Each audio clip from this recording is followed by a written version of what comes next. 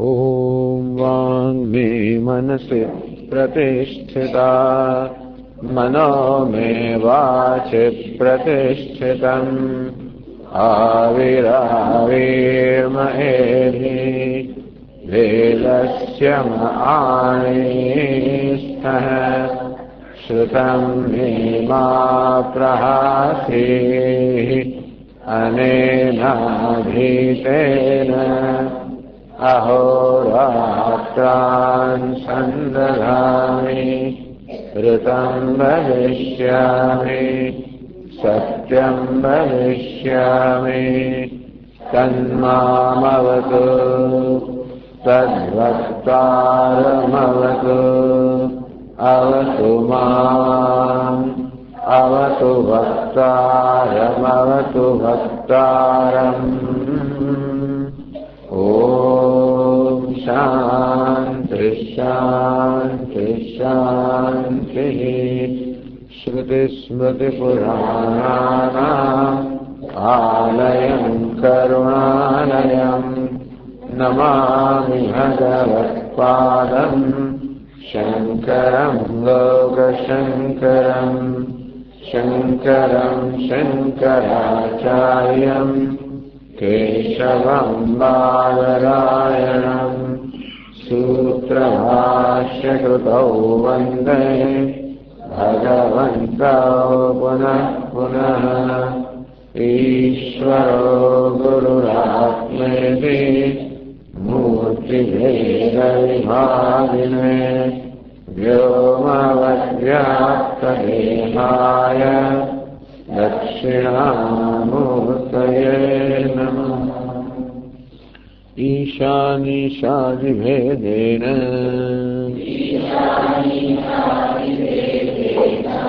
व्याकुलं सकलं जगत् निरीक्ष्य श्रोत्रियः कश्चित् श्रुतार्थग्रहणक्षमः।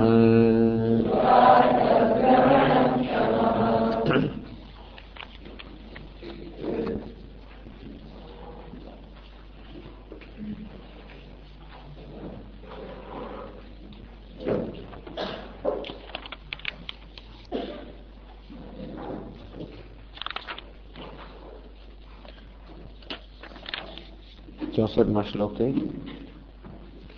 यथा सुषुप्तः पुरुषः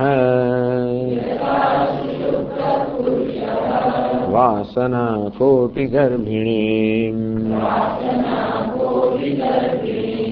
पश्यन् विद्यामप्येताम्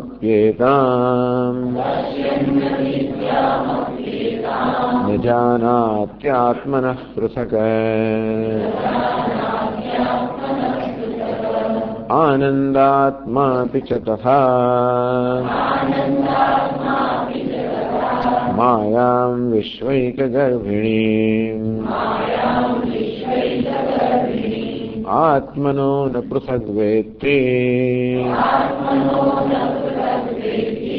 मायावी स महेश्वरः।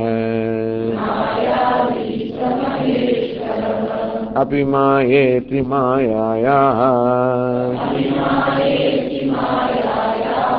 स्वतः सिद्धिर्हेष्यते।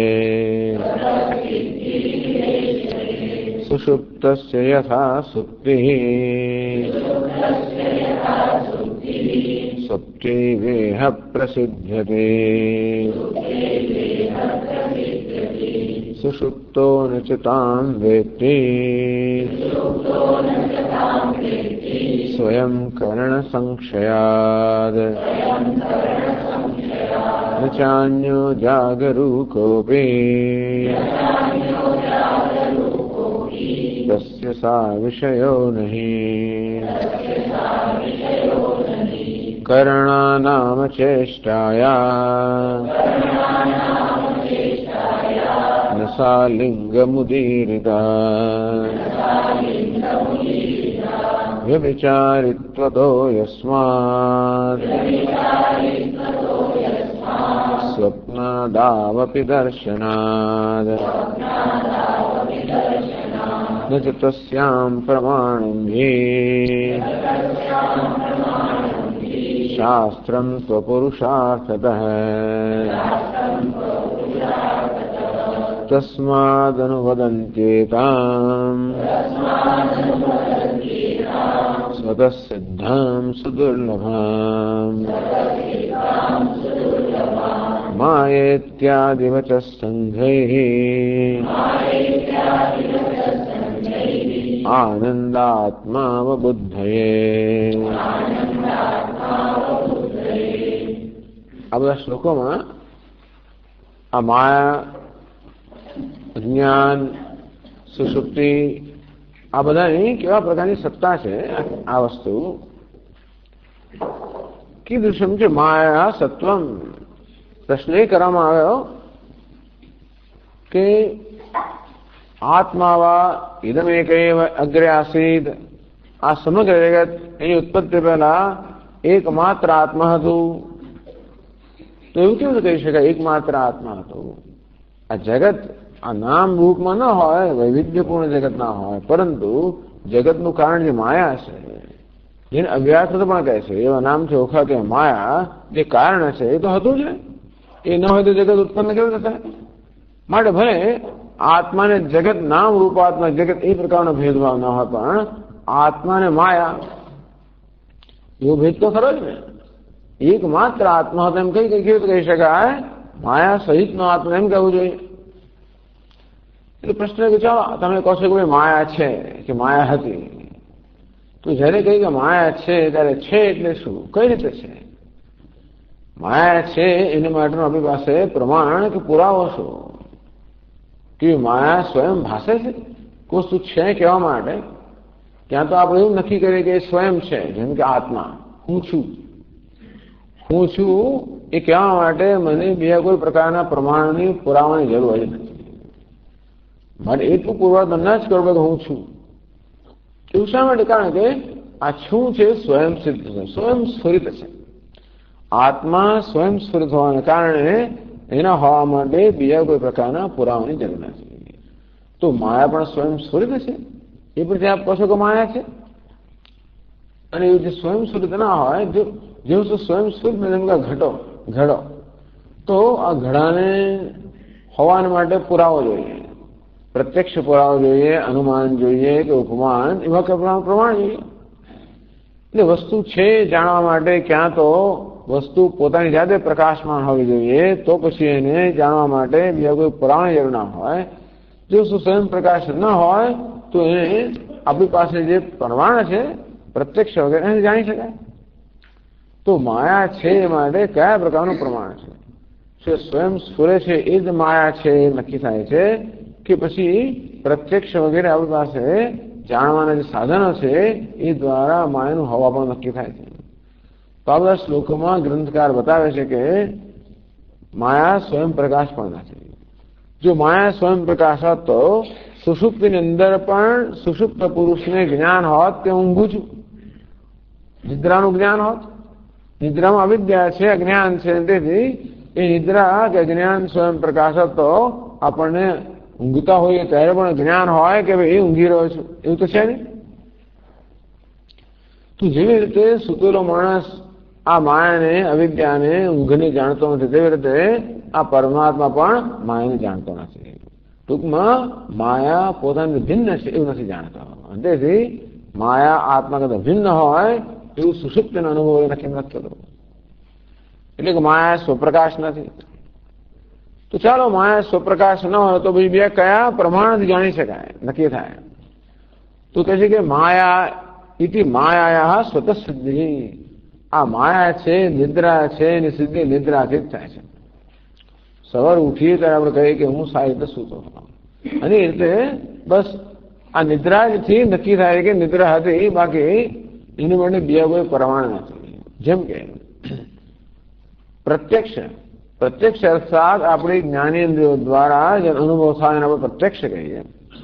તો આ સુષુપ્તિ પ્રત્યક્ષ નથી, કારણ કે એ સુષુપ્તિનો અનુભવ કરવા માટે જે જ્ઞાનેન્દ્રિય જોઈએ એ તો બધી તે વખતે પોતાના કારણમાં લીન થઈ ગઈ છે. માટે આપણે સુષુપ્તિને પ્રત્યક્ષ અનુભવી ના શકીએ. કોઈ કહે કદાચ ઇન્દ્રિયથી પ્રત્યક્ષ ના હોય પણ સાક્ષી પ્રત્યક્ષ તો ખરું જ ને. પણ સાક્ષી પોતે જ માયાની ઉપજ છે. સચ્ચિદાનંદ આત્મામાં સાક્ષીપણું પણ ના હોય. બસ સાક્ષીપણું જે આવ્યું એ પણ માયાને કારણે આવ્યું. એટલે સાક્ષીથી કદાચ આપણે માયા છે એવું નક્કી કરીએ એટલે જ કહે છે સવારે ઉઠીને કે હું સારી રીતે સૂતો. હવે કોણ કહે છે? સાક્ષી કહે છે. જે સારી રીતે સૂતો એ સવારે ઉઠીને કહે હું સારી રીતે સૂતો. બરાબર. બસ એ જ આ માયા માટેનું પ્રમાણ છે કે ઊંઘવા માટેનું નિદ્રા માટેનું પ્રમાણ છે. પણ સાક્ષી સ્વયં પણ અજ્ઞાનની ઉપજ છે. તેથી અજ્ઞાન હોવા પડો અજ્ઞાનથી જ નક્કી થાય છે. કોઈ કે ચાલો પ્રત્યક્ષ તમને અનુભવ ના હોય તો અનુમાન તો કહેવાય ને કે હું સૂતો. તો અનુમાન કઈ રીતે થાય? તો કે જો આ નિશ્ચેષ્ટ માણસ છે, ઊંઘી ગયો ત્યારે કોઈ પ્રકારની ચેષ્ટા વગરના છે, એ પરથી આપણે અનુમાન કરી શકીએ કે ઊંઘતો હશે. તો કે નહીં, એ સ્વપ્નમાં હોય તોય પણ એની ચેષ્ટા ઇન્દ્રિયો ના હોય, એ સમાધિમાં હોય, મૂર્છામાં હોય, આ બધી સ્થિતિ અંદર પણ માણસ ઇન્દ્રિયો કામ નથી કરતી. તેથી ઇન્દ્રિયના સ્તરે નિશ્ચેષ્ટ છે માટે એ સુષુપ્ત જ છે એવું નક્કી ના થઈ શકે. તેથી કોઈ અનુમાન ના થઈ શકે.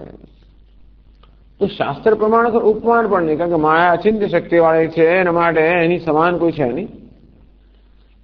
અર્થાપત્તિ પણ નહીં. પણ સ્વામીજી હું સુઈ ગયો રાત્રે અત્યારે જાગ્યો તો ઊંઘ તો જોઈશ ને, નક્કી તો થાય જ ને. અને અનુમાન અર્થાપત્તિ કહી શકાય કદાચ. એટલે કે કાર્યાનુમય અને કાર્ય પરથી હું સાહેબ સૂતો તાજગીમાં છું, હું સ્વસ્થ થઈ ગયો મારે હું સૂતો હોઈશ, એ અનુમાન અર્થાપત્તિ છે કે સુવા દ્વારા મને આરામ ન મળ્યો તો સ્વસ્થ ના હોત. એટલે કે કાર્ય પરથી આપણે કારણનું અનુમાન કરીએ અર્થાપત્તિમાં, તો તે રીતે આ જગતરૂપી કારણ છે એ પરથી માયાનું આપણે અનુમાન કરીએ કાર્યાનુમય. પણ જગત પોતે જ માયાની ઉપજ છે, તે દ્વારા આપણે માયાનું અનુમાન કરીએ. તેથી ભાઈ પછી માયાનો પૂરો માયા દ્વારા જ થયા. અનુપલબ્ધિ કઈ વસ્તુ ન હોવું એ શેના માટે કહેવાય? જે વસ્તુ છે એનું ન હોવાનું કહેવાય. જે ભાવરૂપ છે જેનું હોવાપણું છે એ નથી એમ કહેવાય. પરંતુ અંતે અનુપલબ્ધિ એ પણ આ નથી એ પ્રકારે માયા માટે કહી શકતા નથી આપણે. અથવા તો અનુપલબ્ધિ એટલે અભાવનું જ્ઞાન, જ્યારે અવિદ્યાનું જેનું જગત ભાવરૂપ છે માટે પણ એનું અભાવનું જ્ઞાન ના થઈ જાય. તો શાસ્ત્ર પ્રમાણે ખરું કે નહીં? કે શાસ્ત્રમાં તો ઉપનિષદ વગેરેમાં સુષુપ્તિની ઘણી ચર્ચા આવે છે. તો એ દ્વારા આપણે કહી શકીએ નહીં કે સુષુપ્તિ છે એમાં શાસ્ત્ર પ્રમાણે છે. તો કે ના, કે ઉપનિષદ કે શાસ્ત્ર પ્રમાણ નથી, એ તો અનુભવનો જ વિષય છે, એનું માત્ર અનુવાદ કરવાનું છે. કારણ કે આ નિદ્રાની કે અજ્ઞાનની વાત કરીને શાસ્ત્રએ શું સિદ્ધ કરવાનું છે? શાસ્ત્ર તો અમને જીવનનો પુરુષાર્થ કરવા માટેનું જ્ઞાન આપે, મોક્ષ માટેનું જ્ઞાન આપે. તો અજ્ઞાનને જાણવાથી કોઈને મોક્ષ મળવાનો નથી. માટે આમે શાસ્ત્ર પ્રમાણ છે. પ્રમાણ તો પોતાના વિષયને પ્રકાશિત કરનારું છે. તો દીવો જેમ પેલા ઘટને પ્રકાશિત કરે તેમ પ્રમાણ પોતાના વિષયને પ્રકાશિત કરે. એટલે પ્રમાણ પ્રકાશરૂપ છે, એ અજ્ઞાનને પ્રકાશિત કરી ના શકે. મને શાસ્ત્રમાં પણ કઈ સુષુપ્તિનું વર્ણન હોય તો એ માત્ર અનુવાદ છે. તો જો શાસ્ત્રમાં સુષુપ્તિનું વર્ણન એને પ્રમાણ માટે ન હોય, અનુવાદ હોય, તો શા માટે વર્ણન કરતા હશે? બસ માત્ર એક અદ્વિતીય આનંદ સ્વરૂપ આત્માના જ્ઞાન માટે. आनंदात्मा बुद्धे ऐसा से परमा गति ही ऐसो से परम आनंद है. इतस्यैव आनंद से अन्यानि मात्रा अन्यानि भूतानि मात्रा उपजीवंती. कि सुषुप्तिમાં જીવાત્મા સંપૂર્ણ આનંદ અનુભવ કરે છે અને એક લેશથી બધા જીવો આનંદમાં છે એમ કહીને આ આત્મા આનંદ સ્વરૂપ છે એ દર્શાવવા માટે સુષુપ્તિ વગેરેનો ત્યાં આગળ વર્ણન છે. પણ સુષુપ્તિ છે એ સિદ્ધ કરવા માટે નહીં. અને આ રીતે જો આ મહત્વની વસ્તુ છે કે સૃષ્ટિના પ્રારંભમાં શું હતું? આત્મા હતો કે માયા પણ હતી? તો કે માયાનું હોવાપણું સિદ્ધ થતું જ નથી માયા સિવાય. અંતેથી આત્માનું હોવાપણું સિદ્ધ આત્મા સ્વયં પ્રકાશ છે. અંતેથી આત્મા ને માયા એક સાથે એવું ના બને. આત્માની સત્તા પારમાર્થિક છે, માયાની સત્તા વ્યાવહારિક છે. અને માટે પારમાર્થિક દ્રષ્ટિબિંદુથી વાસ્તવમાં માયા પણ નથી. એ જ કહેવામાં આવ્યું. એની ખરેખર તો માયા હતી, છે કે હશે એ વસ્તુ ત્યારે પણ બ્રહ્મના સ્તરથી નક્કી થઈ શકે નહીં.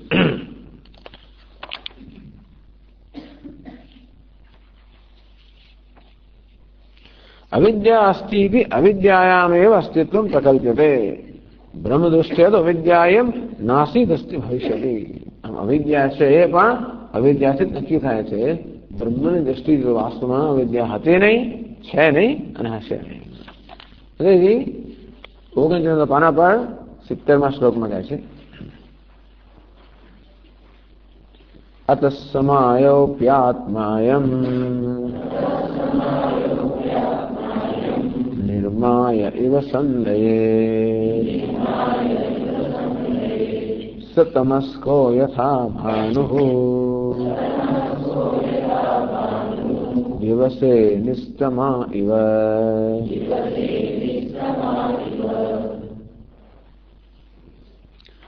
અતઃ સમાયોપી આત્મા.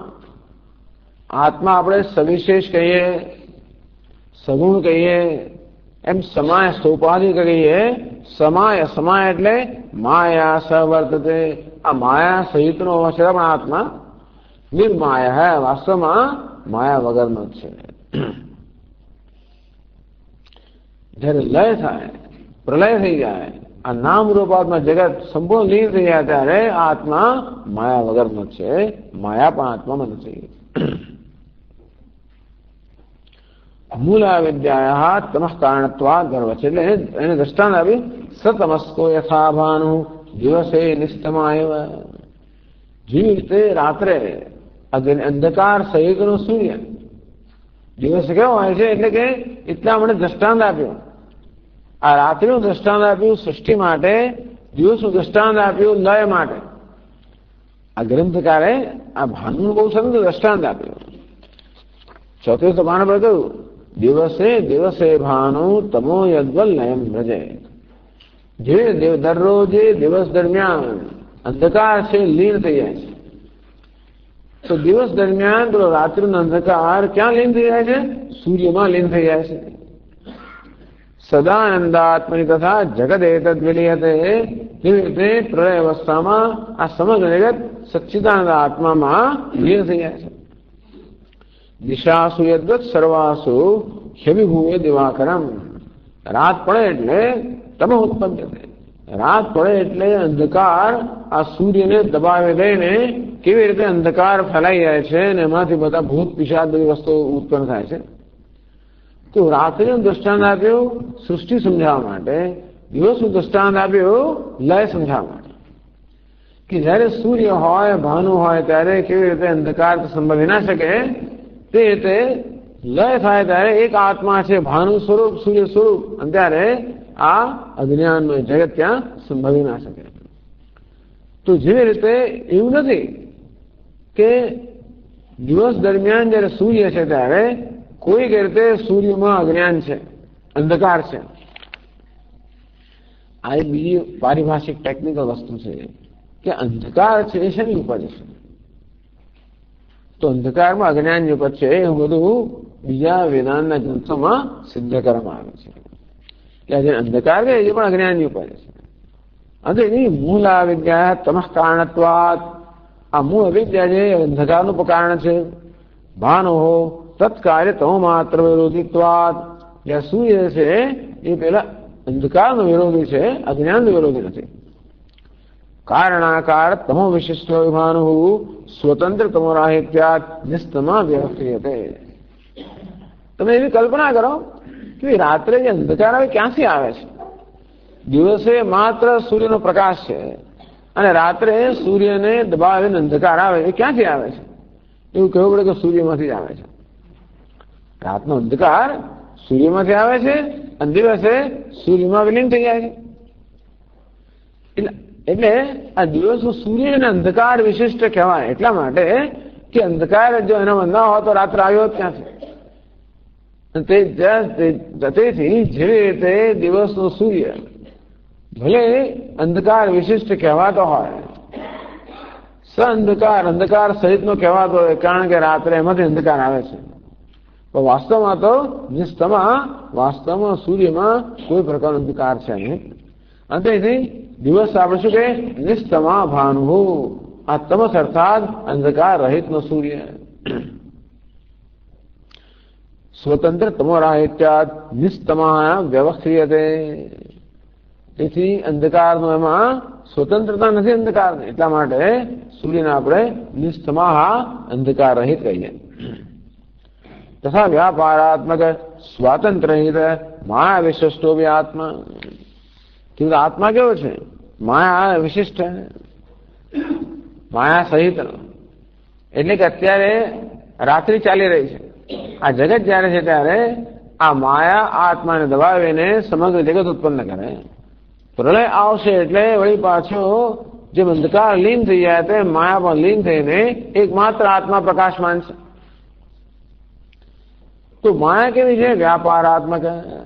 આ સર્જન, પાલન, લેવ કઈ પ્રકારનો વ્યાપાર જેમાં રહેલો છે. આત્માનો કોઈ વ્યાપાર નથી. બધો વ્યાપાર ક્યાં છે? માયામાં છે. પણ સ્વાતંત્ર રહિત. આત્મા સ્વતંત્ર છે, માયા સ્વતંત્ર છે. આ તો આપણે સમજીએ છીએ કે આત્મા ને માયામાં આત્મા સ્વતંત્ર છે, સ્વયં પ્રકાશ છે, નિર્વિકાર છે. જ્યારે માયા પરપ્રકાશ્ય છે, જડ છે, અનેક પ્રકારના વ્યાપાર કે વિકારવાળી છે. તો આવી રીતે પરતંત્ર અને વિકારી માયા સહિતનો આત્મા કહેવાતો હોય છતાં પણ નિર્માયાની ચોકતા. વાસ્તવમાં આત્મા સ્વયં કયો છે? નિર્માયા. જેમ સૂર્યમાં વાસ્તવિક અંધકારને સંભવી શકે તે રીતે આત્મા વાસ્તવિક રીતે માયા રૂપે અંધકારને સંભવી શકે માટે જયારે ઉપનિષદ કહે છે આત્માવા ઇદમ એક એવ અગ્રે આસીદ, એ કયો આત્મા છે? નિર્માયા, નિર્વિશેષ આત્મા. તો હવે જો તમારા ઐતરેય પુસ્તક છે નાનું, ખોલો તમે 22મા પાના પર. હવે આના પર થોડા મંત્રો વાંચીએ એટલે ખબર પડશે કે ગ્રંથકાર કેવી રીતે આપણને એક પછી એક મંત્રો સમજાવે છે. હું વાંચું છું, તમે લોકો એને પણ દોહરાવો. ઓમ આત્મા વા ઇદમેક એવાગ્ર આસીદ,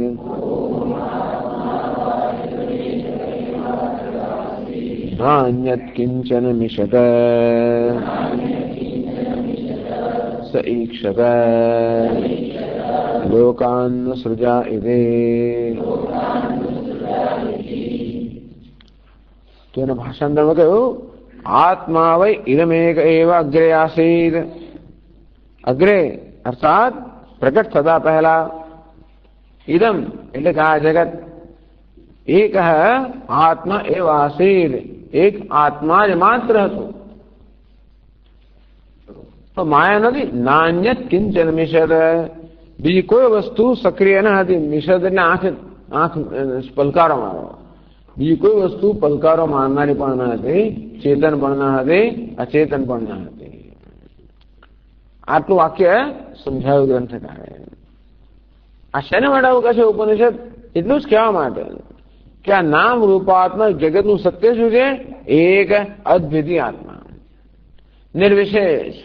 વિશેષતા આવે એટલે માયા આવી જાય. નિર્વિશેષ, નિર્વિકાર, નિરુપાધિક, એ કારણે સર્વથી અવિરુદ્ધ.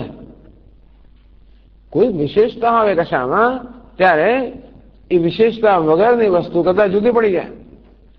કોઈ માણસ સારો હોય, એ સારો માણસ પણ ખરાબ માણસ કરતા જુદો પડી જાય. સારા પણ એને ખરાબ કરતા જુદું પાડી દે.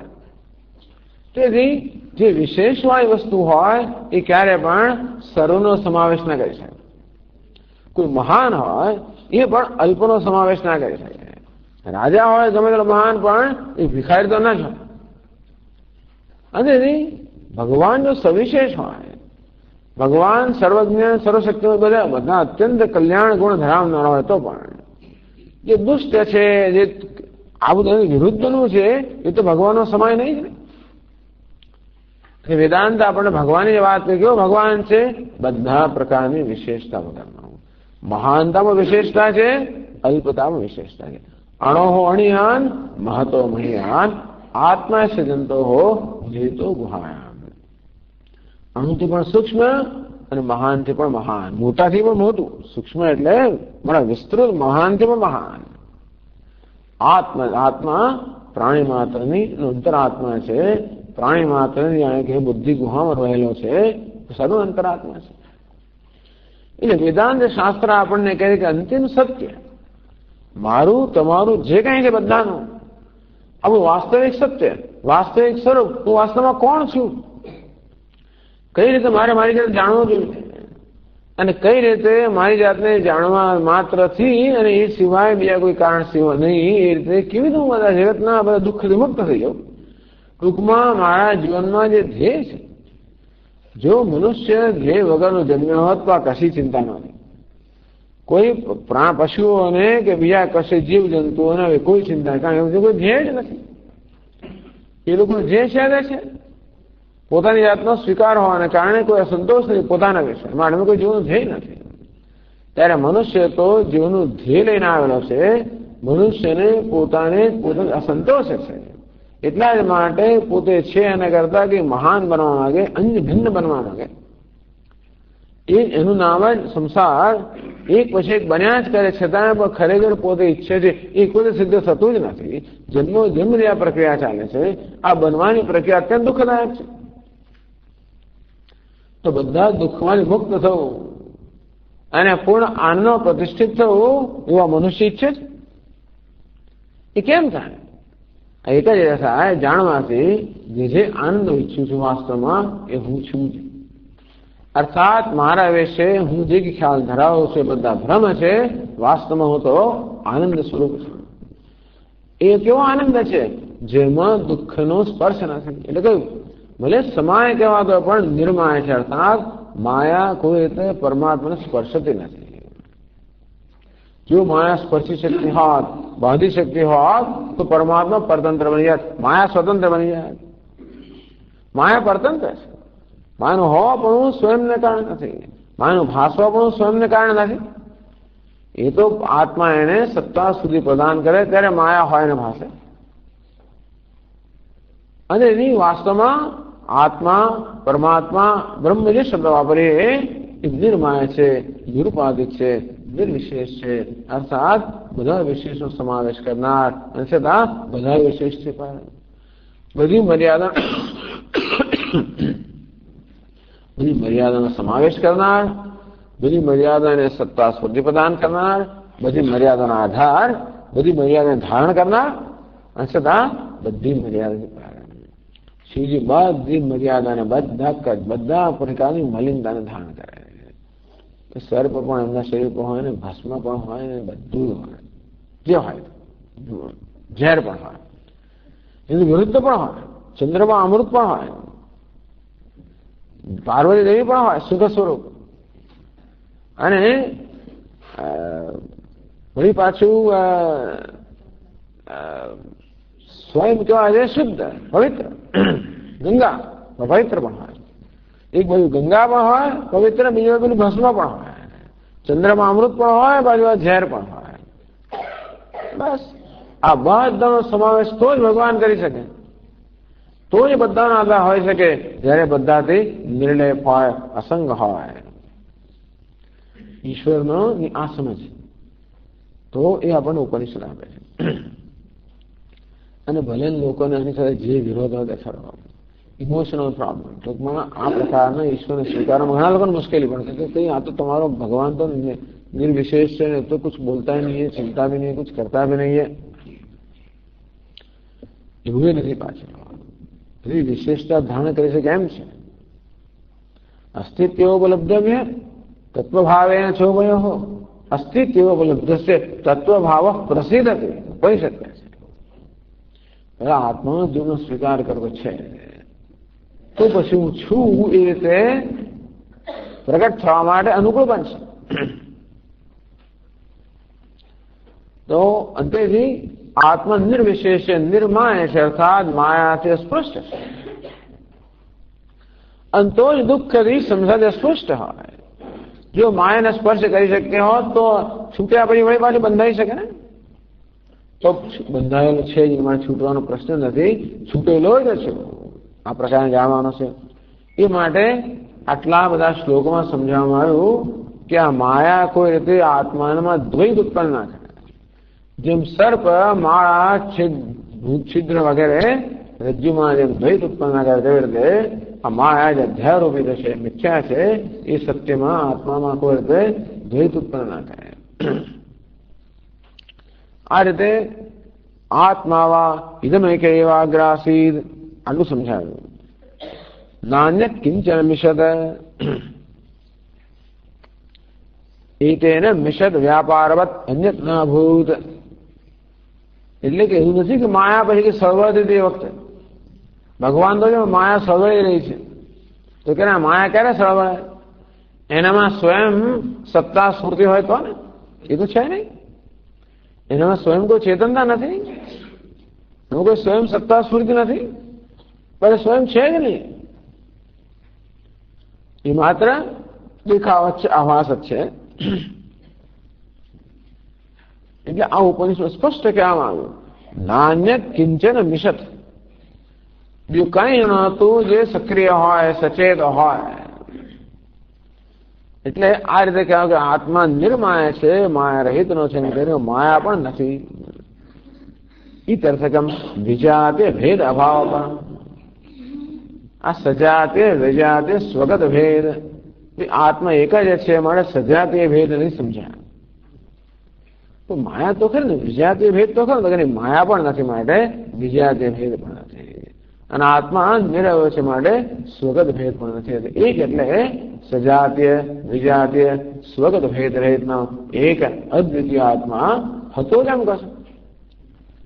હતો તો એટલા જ માટે કે ખરેખર તો આ હતો ને છે ને હશે એ બધા પ્રકારના કાળથી પર છે. હતો એટલા માટે કહ્યું જેથી એ નિર્વિશેષતા સમજી શકાય. નિર્વિશેષમાં હતો પણ એક વાર સમજીએ કે નિર્વિશેષ છે, પછી હતો છે અને હશે એ પ્રકારનો કોઈ ભેદભાવ રહેતા નથી. તો હવે આગળ વ્યાખ્યા કરે છે. ચલો આ શું થઈ ગયું? આ બધું અપવાદ થયો. હવે અધ્યારોપ કરે છે કે જગત થયું. આપ કહો છો કે એક અદ્વિતીય આત્મા જે છે તો પછી આ બધું વૈવિધ્યપૂર્ણ જગત આવ્યું ક્યાંથી? એ સમજાવવા માટે અધ્યારોપની પ્રક્રિયા સમજાવે છે. સ ઈક્ષત આત્માએ એક અદ્વિતીય આત્મા ઈક્ષત. એને આ પ્રકારે ચિંતન કર્યું, વિચાર કર્યો. વિચાર કહો, ચિંતન કહો, સંકલ્પ કહો, પર્યાલોચન કહો. ટૂંકમાં આવું કશું થયું સૃષ્ટિના પ્રારંભમાં. એક સંકલ્પ જન્મ્યો, એક વિચાર જન્મ્યો, ઈચ્છા જન્મી. કઈ પ્રકારની ઈચ્છા? લોકાનું સૃજય એવી કે ભાઈ સૃજય, હું બધા લોકોની રચના કરું. લોક એટલે કે આ ભૂ ભુવ સુવહ, આ 3 લોક કે 14 લોકનો બનેલો જગત છે. આ લોકની સ્થાનની હું સર્જન કરું. સ્થાનનું સર્જન થાય, એ સ્થાનના રક્ષકોનું સર્જન થાય, સ્થાનમાં વિષયોનું સર્જન થાય, સ્થાનને ભોગવનાનું સર્જન થાય. સર્જન કેવું થાય? ઘર બનાવીએ, પછી ઘરના માલિકને બનાવીએ, પછી માલિકને ખોરાક બધું જોઈએ ને, પછી બધું આપણે રાહ રચીને મૂકીએ ને. તો ઘર ભલા બને, માલિક આવે, રાહ રસીલો આવે, અને ત્યાર પછી એ સર્જન પૂર્ણ થાય. કે એ રીતે આ ઇતરે ઉપનિષદ આપણને આ સર્જનની પ્રક્રિયા સમજાવે છે. તો ચાલો એના પછીના કેટલાક વાક્યો વાંચીએ તો તમે ખ્યાલ આવશે કે એમાં કેવી રીતે વર્ણન થયું છે. તો આ એક અદ્વિતીય પરમાત્મા તે નિર્વિશેષ છે, નિર્માય છે. એણે વિચાર કર્યો, સંકલ્પ કર્યો, એનામાં સંકલ્પ જન્મ્યો. ભલે આપણે એમ કહીએ કે ભાઈ એને વિચાર કર્યો, પણ આ વિચાર જન્મ્યો એમ કહેવાય.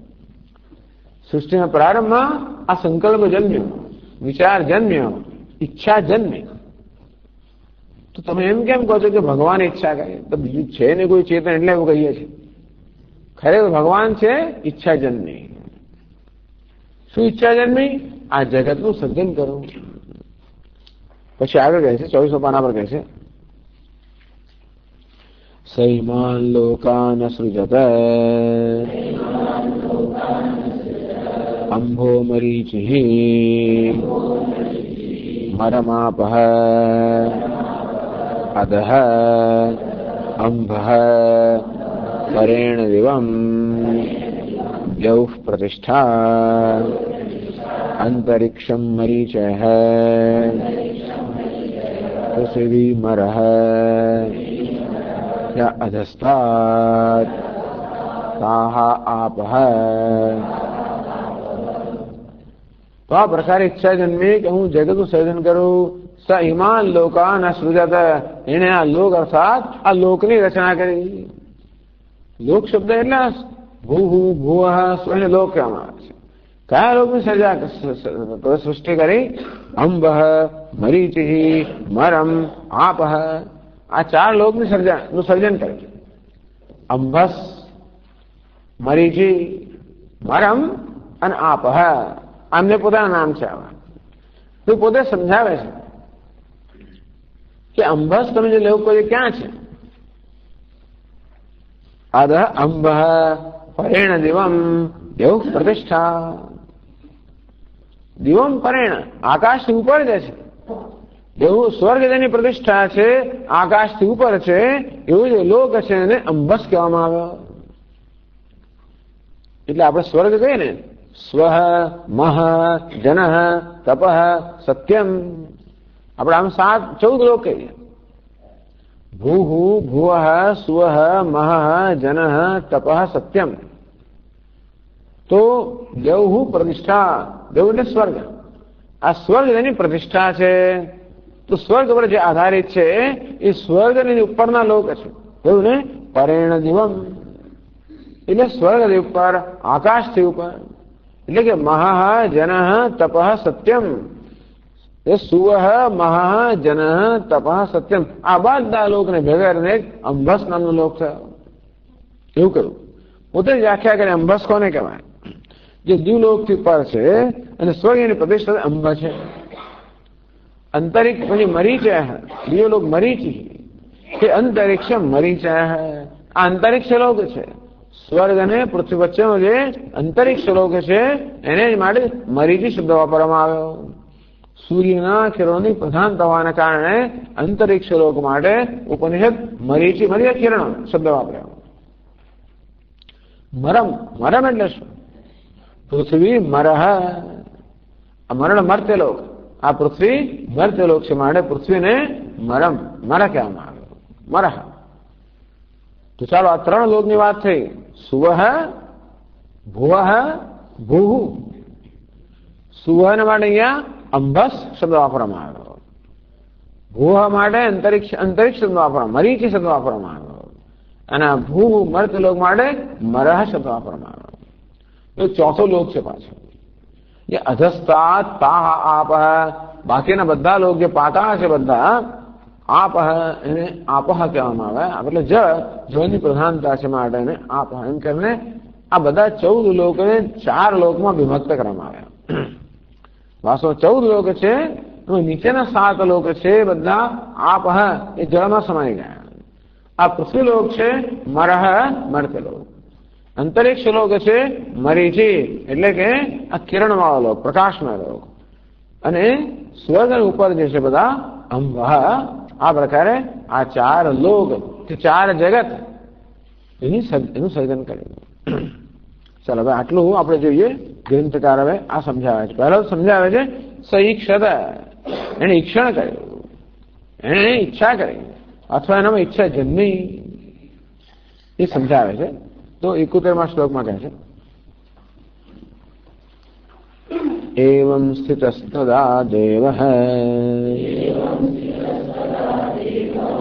પૂર્વ સંસ્કાર સંસ્કૃતઃ વાસનાનાં સમુદ્બોધાત પર્યાલોચયધીશ્વરઃ।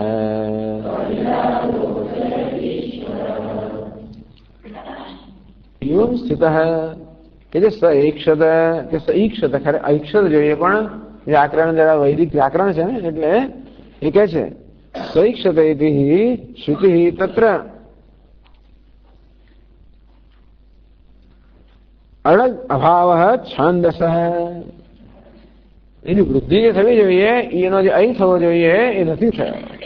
એટલા માટે છાંદસ પ્રયોગ છે. નહીં સ ઐક્ષત એવું કહેવું જોઈએ. આડ આડગમ, આડ જે થવું જોઈએ આ એટલે વૃદ્ધિ થવી જોઈએ એ નથી થઈ. એટલે ગુણ આડ તો જે આગમ થવો જોઈએ આ આવો જોઈએ તે નથી થયો. અને એટલા માટે તો આ ન આવવાને કારણે ઈક્ષત જ રહે. આનો અર્થ છે વૃદ્ધિ થવી જોઈએ. એની વૃદ્ધિ થવી જોઈએ, વૃદ્ધિ થઈ નથી. એની વૃદ્ધિ અહીં થવી જોઈએ એટલે ઐક્ષત જોઈએ એ નથી થયું. જો કે આ ટીકાકાર તો સૈક્ષત લખે છે, ખરેખર તો સૈક્ષત છે. એટલે બીજી પાદોમાં કહ્યું કે ખરેખર ઉપનિષદમાં સૈક્ષત છે, ઐક્ષત નથી. એટલે આ નથી લગાવ્યો, આ એ છાંદસ પ્રયોગ છે. તો સ ઐક્ષત કે સૈક્ષત ક્યાં ક્યાં ઐક્ષત જણાશે. જેમ છાંદોગ્યમાં તદ ઐક્ષત એવો પ્રયોગ આવે. પણ આ ઉપનિષદમાં સ ઈક્ષત. વ્યાકરણ નહીં આવડતો, બીજું શું કહીએ આપણે? આપણે શું કહીએ છીએ? વ્યાકરણની રચના તો આ બધા પછી થઈ. આ ભાષા તો છે જ. પછી પાણીની મહર્ષિએ જે ઉપલબ્ધ ભાષા છે એમાં એક સરસ માળખું રચે ને સમજાયું ભાષાને કેમ સમજાવી. તો ગમે તેવું માળખું રચો તોય પણ બધાનો સમાવેશ થાય જ નહીં. ગમે તે વ્યવસ્થા રચો પણ બધા તો ના જ આવી શકે અંદર, કઈ ને કઈ તો હોય. તે રીતે કેટલાક પ્રયોગો છે, ઘણા બધા પ્રયોગો. પછી 1,00,000 સૂત્ર છે ને તોય બધા તો ના જ આવે.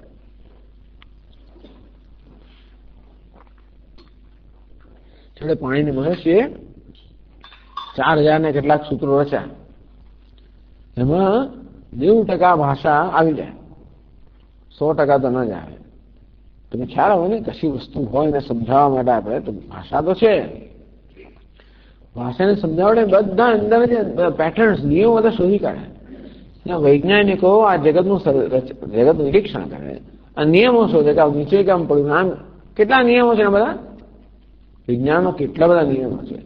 આ બધા નિયમો ભેગા કરતો પણ કોઈ પણ પ્રસંગ કે ઘટના પૂરેપૂરી સમજાવી ન શકાય, કારણ કે અનેક બધા અંદર બધા પરિબળો રહેલા છે. તેવી રીતે ગમે તેટલી રચના કરો તો આખી ભાષા તો ન સમજાવી શકાય.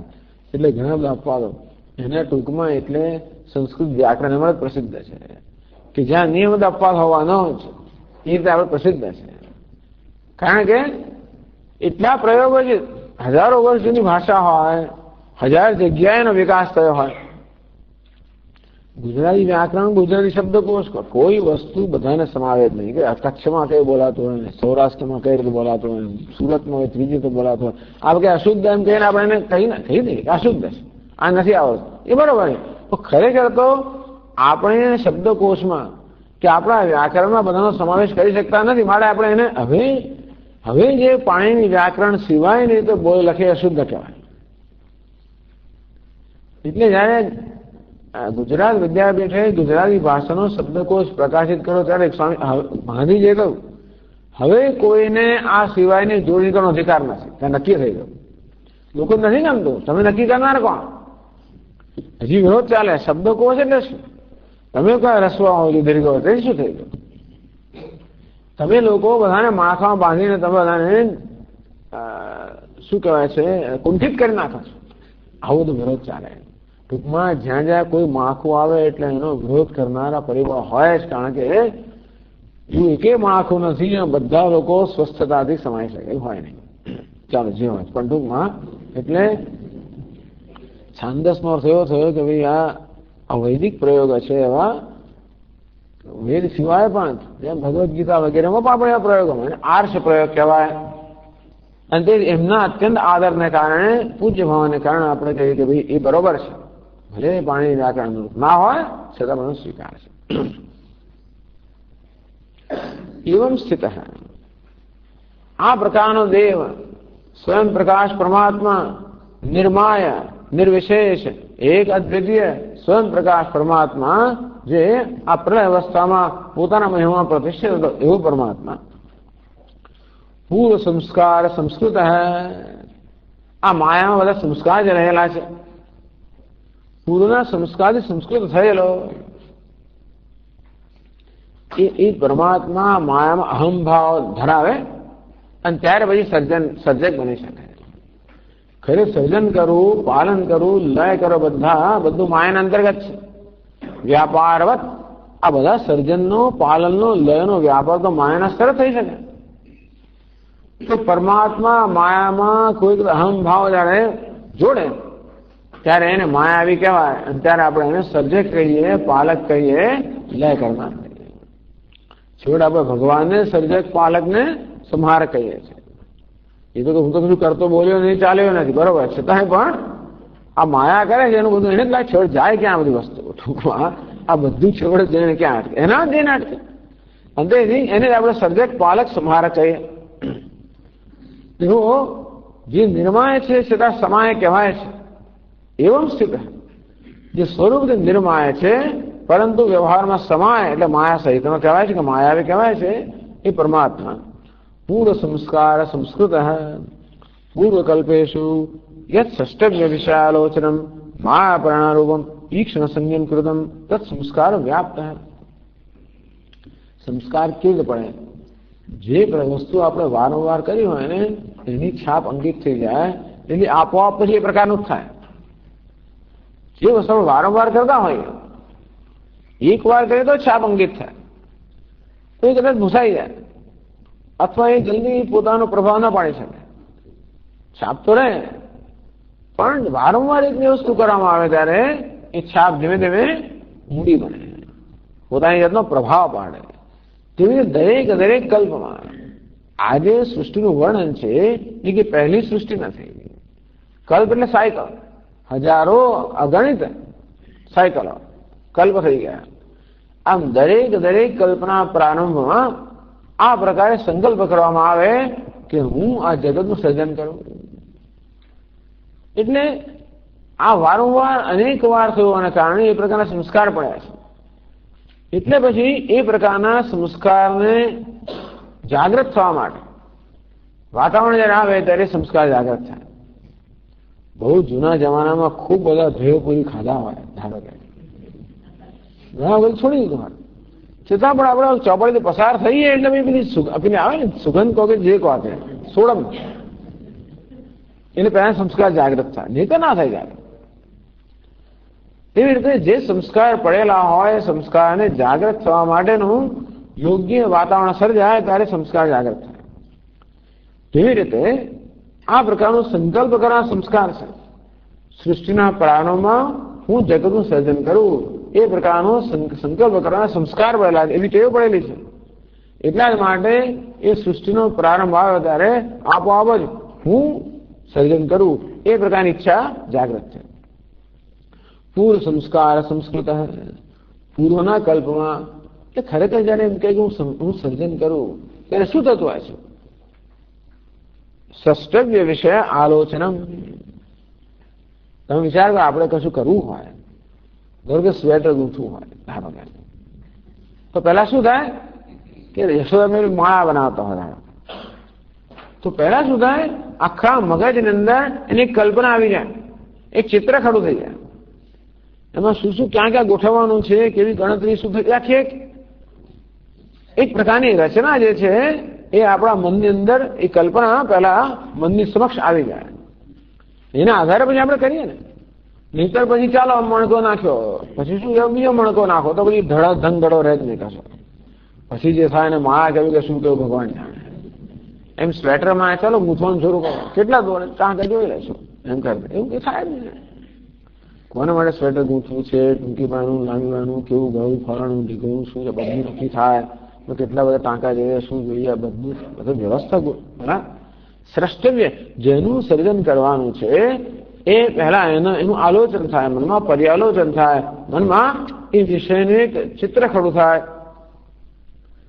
એ પછી જેવી રીતે આર્કિટેક્ટને મકાન બનાવવું હોય ત્યારે પહેલા એના મનમાં એક કલ્પના આવે અને પછી એના વિશેના બધા નકશાઓ દોરે. એ નકશાઓ પછી મકાન જેમ નક્કી થાય. તેવી રીતે આ જગતનું જે જગતનું સર્જન કર્યું આખો નકશો પહેલા જાણે ભગવાન સમક્ષ ખડો ના થઈ જાય તો એ નકશો પહેલા જોઈએ મગજમાં. એનું નામ જ છે આ ઈક્ષણ. એને ઈક્ષણે જોયું ભલે આપણે વિચાર્યું કે સંકલ્પ કર્યો, પણ ઈક્ષણે જોયું. શું જોયું? જે જગત સર્જન કરવાનું છે એનું આખું ચિત્ર જાણે કે એની સમક્ષ ખડું ના થઈ ગયું હોય. જે સૃષ્ટિ વિશે આલોચન, ટૂંકમાં સર્જન કરતા પહેલા જેનું સર્જન કરવાનું છે એનું આલોચન કરવું, એ પ્રકારને એક સંસ્કાર પડી ગયા છે ભગવાનમાં. એટલા જ માટે સૃષ્ટિના પ્રારંભમાં હવે આ જે નવા જગતનું સર્જન કરવાનું છે એનું આખું ચિત્ર જાણે કે ખરું થઈ ગયું. પુરાણમાં વર્ણન શું કરે કે ભગવાન નાભી કમળમાંથી બ્રહ્માજી ઉદ્ભવ્યા, નાભી કમળમાં, અને બ્રહ્માજીને ખબર ના શું કરવાનું છે. જ્યાં જોયું ત્યાં પાણી, જળ જળ, એટલે બ્રહ્માજી ચાય બહુ ડૂબકીઓ લાગે, પણ એમને કઈ મળ્યું જ નહીં. છેવટે આવીને કમળ બેસી ગયા અને 100 વર્ષ તપશ્ચર્યા કરી. ત્યારે ભગવાન એમની સમક્ષ પ્રગટ થયા અને વિશ્વરૂપનું દર્શન કરાવ્યું, વેદનું જ્ઞાન આપ્યું, એ વિશ્વરૂપ દર્શન કરાવ્યું. વિશ્વરૂપના દર્શન પ્રમાણે બ્રહ્માજીએ સર્જન કર્યું. વિશ્વ આવું ટૂંકમાં બ્રહ્માજી સમક્ષ આ પ્રકારનું ઈક્ષણ થયું, આ પ્રકારનું આલોચન થયું, આ પ્રકારનું દર્શન થયું. ટૂંકમાં જે જગત સર્જવાનું છે એ તાદૃશ થયું. વિચાર કરો એમની તાદૃશ કરવાની શક્તિ કેવી હશે. આપણે તો શું છે, ભલે આર્કિટેક્ટ કહીએ ખરા, છતાંય પણ રોજ સવારે આ દિવાલ નહીં, આ તોડો, આ બાળમાં આમ નહીં, પેલું આમ નહીં, પણ મનમાં જે આલોચન થયું એ કે વ્યવસ્થિત જેટલું થાય એટલું ખરું. જેટલો સારો આર્કિટેક્ટ એટલું વધારે સારું આલોચન. જેટલો નવો નવો શો હોય રોજ આવીને બદલ્યા કરે બિચારો.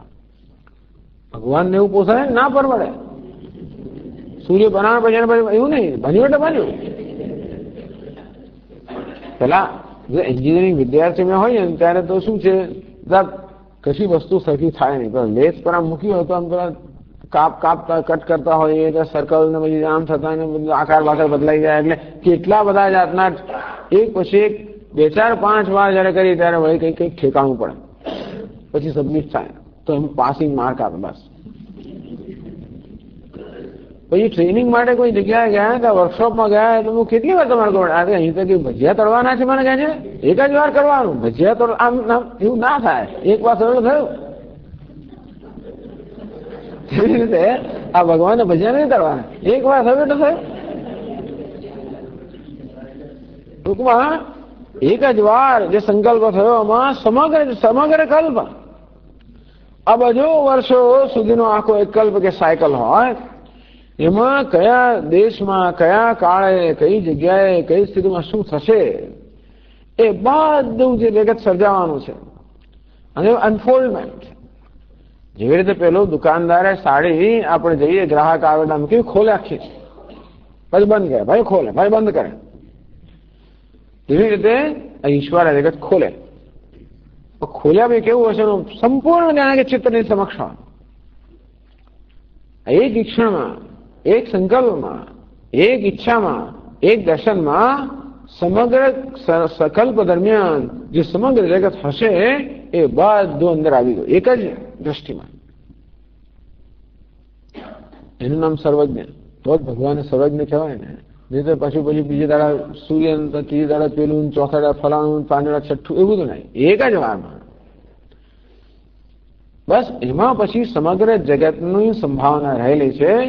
જેવી રીતે પેલા બીજની અંદર સમગ્ર વૃક્ષની સંભાવના રહેલી છે, અને બીજમાં જે સંસ્કાર છે એ જ વૃક્ષ રૂપે ધીમે ધીમે પછી ઉદ્ઘાટિત થતા હોય છે, અનફોલ્ડ થાય. એ જ આ પહેલી ઈચ્છા છે બીજ રૂપની છે, અને એમાં સમગ્ર જગત સમાયેલું છે. એ જ પછી ધીમે ધીમે ધીમે એનો વિસ્તાર થતો, અનફોલ્ડ થતું જાય, સાથ ઉદ્ઘાટન થતું જાય. એટલે આ પેલા ભગવાનને દર વખતે આવું કરવા સંસ્કાર ખરા, દર વખતે પેલા ચિત્ર રજૂ કરે પછી સર્જન કરે. એટલા માટે સૃષ્ટિના પ્રારંભમાં આપણું ઈક્ષણ, આ પ્રકારનું ચિત્ર, આ પ્રકારનું દર્શન, પર્યાલોચન થયું. વાસનાનામ સમુદ્બોધાત કેમ થયું? આ સમય ક્યારે આવ્યો? વાસનાનામ સમુદ્બોધાત તેષામ સંસ્કારામ સમુદ્બોધાત. આજે મૂળ જે વાસના કે સંસ્કાર રહેલા છે એ સંસ્કાર તો છે, તો ઉદ્બોધન થાય, જાગૃત થાય. બીજ તો અંદર છે, પણ બીજ જાગૃત થાય ત્યારે પછી મને અંકુર ફૂટે. તેવી રીતે આ બધી વાસનાઓ કહો કે સંસ્કાર કહો એ બધા પ્રલય અવસ્થામાં, એ સુષુપ્ત અવસ્થામાં હતા, કારણ અવસ્થામાં હતા, બીજ અવસ્થામાં હતા. બધું જયારે સમય આવ્યો, ક્યારે સમય આવ્યો? સૃષ્ટિકાલો ઉદ્બુદ્ધ પ્રાણી અદૃષ્ટ કૃતાત કાર્યોન્મુખત્વાત. ભગવાનના સમષ્ટિ મનમાં જે પ્રકારની ઈચ્છા સૃષ્ટિના પ્રારંભમાં જન્મી એનું આધાર, એનું કારણ છે તો કે જેટલા જીવો છે બધા જીવોની જે ઈચ્છાઓ છે એ બધી ઈચ્છાઓને પિંડીકૃત એક ઈચ્છા જન્મી. એટલે બધા ષષ્ઠવ્ય પ્રકાર વિષય માયાવૃતનું ઈક્ષણ કૃતવાન. આ બધું ઈક્ષણ જે છે અથવા વિચાર છે આ બધી વસ્તુઓ માયાના ક્ષેત્રમાં છે. સમષ્ટિ મન એટલે માયા, આપણું મન એટલે વ્યક્તિગત મન, ભગવાન મન એટલે માયા. તેથી જયારે ભગવાનના મન વિચાર એટલે માયામાં વિચાર આવ્યો. માયામાં આ પ્રકારની માયાની વૃત્તિ જન્મી અને જે કંઈ સર્જવાનું છે, શું સર્જવાનું છે અને કઈ રીતે સર્જવાનું છે, બંને રીતે શું કરવાનું છે અને કઈ રીતે કરવાનું છે, આ બંને પ્રકારનું પર્યાલોચન જેમાં થાય એ પ્રકારની એક વૃત્તિ કે વિચાર કે સંકલ્પ કે ઈચ્છા જન્મી. ઈશ્વરે ઈક્ષણ કૃતું, અને ઈશ્વર કહેવામાં આવે કારણ કે એ માયાનો સ્વામી છે.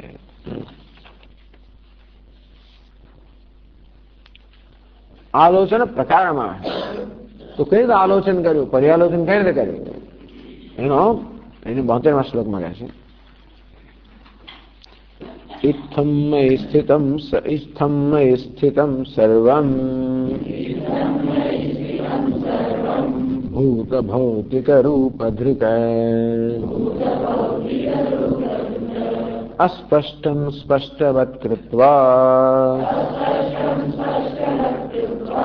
સ્રક્ષ્યે લોકત્રયીમિમામ.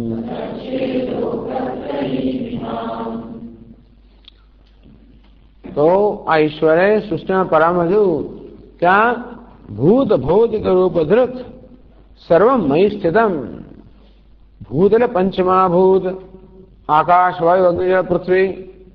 ભૌતિક ભૂત એટલે પંચમહાભૂતના પરસ્પર સંયોગથી સર્જાયેલું એને ભૌતિક કહેવાય. ભૂતનું કાર્ય એને ભૌતિક કહેવાય. પંચમહાભૂત ભેગા થાય એટલે આ બધા જગત સર્જાય એને ભૌતિક કહેવાય. સાંતર વિશેષમ બ્રહ્માંડ, સમગ્ર બ્રહ્માંડ. તો પંચમહાભૂત અને એ પંચમહાભૂત બન્યું સમગ્ર બ્રહ્માંડ. હજી સર્જન થયું નથી, ઈક્ષણ કર્યું ને કે શું છે તો બધું મારામાં છે. તદ્રૂપેણ ધૃષ્ણોથી પ્રગલ્ભમોથી જ્ઞાન વિષય ભવતી આવત. સમગ્ર ભૂત ભૌતિક જગત છે એ બધું ઈક્ષણનો જ્ઞાનનો વિષય બન્યું. એ તાદૃશમ સર્વમપી અવ્યક્તમ. તો કે છે આ બધું મારામાં રહેલું છે. ટૂંકમાં ઈશ્વરે જોયું કે આ ભૂત ભૌતિક સમગ્ર જગત મારામાં રહેલું છે, કારણ અવસ્થામાં રહેલું છે. સર્જન કોને કહેવાય? કારણ અવસ્થામાંથી કાર્ય અવસ્થામાં રૂપાંતર થવું કે અભિવ્યક્ત થવું. અને લય એટલે કે કાર્યમાંથી વળી પાછું કારણમાં લીન થઈ ગયું. એટલે માયામાં આ કારણો જગત રહેલું છે એનું ઈક્ષણ થયું કે આ ભૂત ભૌતિક સમગ્ર જગત છે એ મારામાં રહેલું છે.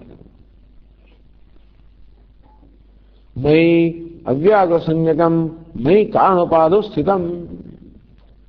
તો તે વખતે આ નામ અસ્પષ્ટ છે. અસ્પષ્ટ એટલે અવ્યક્ત છે, અવ્યાકૃત છે. ટૂંકમાં જેવી રીતે માટીના પિંડમાં બધા ઘડાઓ કેવા હોય, અસ્પષ્ટ હોય, અવ્યાકૃત હોય. ટૂંકમાં બધા ઘડાઓનો પરસ્પર જે ભેદ છે કે ભાઈ તે જાણાતી નથી જુદા. એમની જે વિશેષતા છે એ વિશેષતા અભિવ્યક્ત નથી થાય. તો તેથી એ અવસ્થાને કહેવાય કારણ અવસ્થા, અવ્યાકૃત અવસ્થા, અવ્યક્ત અવસ્થા. તો આ રીતે સમગ્ર ભૂત ભૌતિક જગત મારામાં અવ્યક્ત રૂપમાં કારણ રૂપમાં રહેલું છે. અસ્પષ્ટમ સ્પષ્ટવત કૃત્વા. તો હું શું કરીશ? જે અસ્પષ્ટ છે એને સ્પષ્ટ કરીશ. નવું કંઈ સર્જાતું નથી. વાસ્તવમાં માટીના પિંડમાં બધા ઘડાઓના સંસ્કાર રહેલા જ છે અને એની ઘડાની રચના કરવી એટલે અવ્યક્ત છે ને વ્યક્ત બનાવવું. તો ભગવાન કહે છે કે આ નામ રૂપાત્મક સમગ્ર જગત, આ પંચમહાભૂત અને ભૂત અને ભૌતિક જગત છે મારામાં અસ્પષ્ટ રૂપમાં, અવ્યાકૃત રૂપમાં, અવ્યક્ત રૂપમાં, કારણ રૂપમાં રહેલું છે. એ જે કારણ રૂપમાં છે સ્પષ્ટ કરીશ, કાર્યના રૂપમાં લાવીશ. અસ્પષ્ટમ સ્પષ્ટ વૃત્તત્વા, જાણે કે સ્પષ્ટ કરે. ટૂંકમાં જે કારણ છે એને હું પહેલા સૂક્ષ્મ બનાવીશ, પછી સ્થૂળ બનાવીશ. આ પ્રકારની પ્રક્રિયા છે. જે રીતે માણસ ઊંઘી ગયો હોય, કારણ અવસ્થામાં છે, પછી સ્વપ્ન અનુભવો કરે, એ સૂક્ષ્મ અવસ્થા છે. જાગ્રત અનુભવ કરે, સ્થૂળ અવસ્થા છે. એવી રીતે કારણ અવસ્થામાંથી સૂક્ષ્મ અવસ્થા, સૂક્ષ્મમાંથી સ્થૂળ અવસ્થા, આ પ્રકારની પ્રક્રિયા છે. કારણ અવસ્થાને ઈશ્વર કહેવાય, સૂક્ષ્મ અવસ્થાને હિરણ્યગર્ભ કહેવાય, સ્થૂળ અવસ્થાને વિરાટ કહેવાય. એટલે સમગ્ર કારણ શરીર ઉપાધિવાળું ચૈતન્યને આપણે ઈશ્વર કહીએ. સમગ્ર સમષ્ટિ એટલે સમષ્ટિ સૂક્ષ્મ શરીર સહિતના ચૈતન્યને આપણે હિરણ્યગર્ભ કહીએ.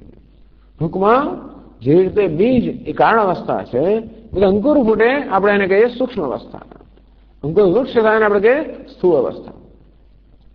તેવી રીતે ઈશ્વરરૂપી કારણમાંથી હિરણ્યગર્ભ રૂપી અંકુર ફૂટે. સમષ્ટિ સૂક્ષ્મ શરીર જેને કહેવાય એ હિરણ્યગર્ભ. એમાંથી પછી આ જગત રૂપી સ્થૂળ વિરાટ એક જ વસ્તુ છે. આ બીજે અંકુર બની જાય, અંકુર જ વૃક્ષ બને. તે રીતે ઈશ્વર જ વાસ્તવમાં હિરણ્યગર્ભ રૂપે અને પછી વિરાટ રૂપે અભિવ્યક્ત થાય. તો ઈશ્વરની અવસ્થામાં અવ્યક્ત છે, બધું અસ્પષ્ટ છે. વિરાટની અવસ્થામાં બધું સ્પષ્ટ છે.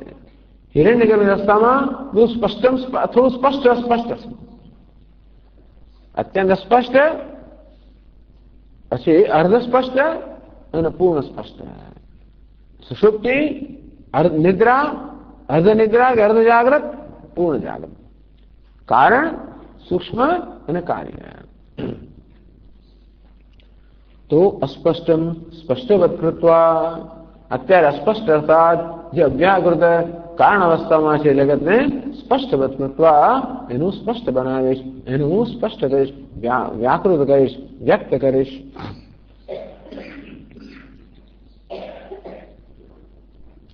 ઇમામ લોકત્રયીમ સક્ષે, અને આ ત્રણ લોકનું સર્જન કરીશ.